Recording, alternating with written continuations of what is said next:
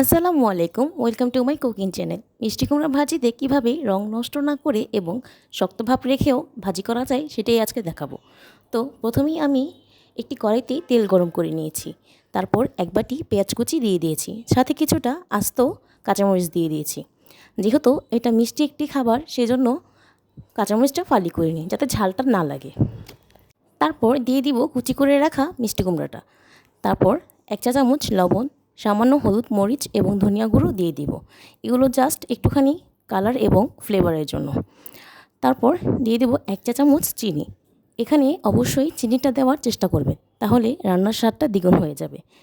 আর হ্যাঁ, মিষ্টি কুমড়া ভাজিতে কখনোই পানি অ্যাড করবেন না, তাহলে মিষ্টি কুমড়া কিন্তু গলে যাবে এবং রঙটাও নষ্ট হয়ে যাবে। তারপর আমি চুলার হিটটা একেবারে কমিয়ে দিয়ে আমি একটুখানি সময় বেশি করে নিয়ে আস্তে আস্তে ভাজা ভাজা করে নিয়েছি। এভাবে আপনারা ভাজিটা করে দেখবেন, খেতে খুবই ভালো লাগবে। তো আমার এই ভিডিওটা আপনাদের কাছে ভালো লাগলে অবশ্যই লাইক, কমেন্ট, শেয়ার করে পাশে থাকবেন।